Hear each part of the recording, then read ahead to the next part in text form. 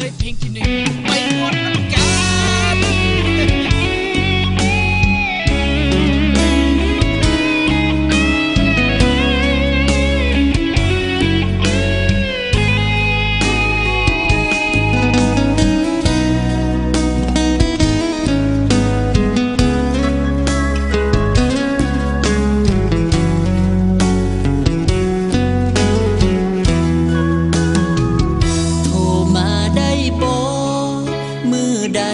ใจเจ้าเหงาอ้ายสิเป็นศาลาคนเศร้าคายเหงาย้ำใจเจ้าลาบ่ได้คิดหยังหลายแต่อยากเต็มใจให้ความปรึกษาให้ผู้ชายคนธรรมดาที่ปรารถนาได้เบิ่งแยงใจส่วงนี้เป็นจังใดเห็นนางเศร้าไปคือมีปัญหาแต่ก่อนเห็นเจ้าเลิงลาตลอดเวลามีเขาข้างกายแต่มาวันนี้ผู้ชายแสนดีคนนั้นอยู่ไสคือปล่อยให้น้องห้องไห้ให้แก้มใสๆเปื้อนแต่น้ำตาอยากขออาสาเช็ดน้ำตาเวลาน้องซ้ำให้เจ้าลืมผู้ชายใจดำที่มาเหตุให้เจ้าหวั่นไหว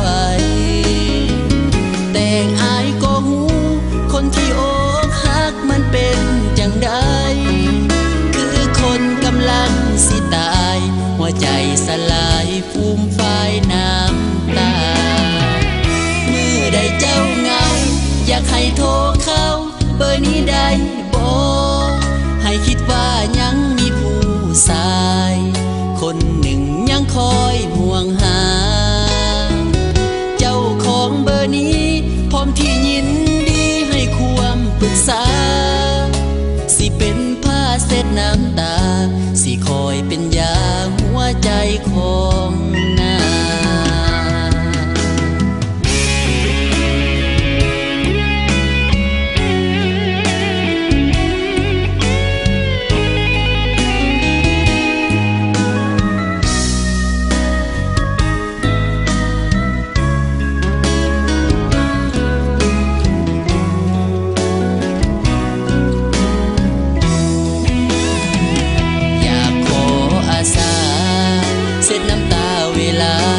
ซ้ำให้เจ้าลืมผู้ชายใจดำที่มาเหตุให้เจ้าหวั่นไหวแต่อายก็หูคนที่อกหักมันเป็นจังใดคือคนกำลังสิตายหัวใจสลายฟูมฟายน้ำตามือใดเจ้าเหงาอยากให้โทรเข้าเบอร์นี้ได้บอกให้คิดว่ายังมีผู้ชายคนหนึ่งยังคอยห่วงห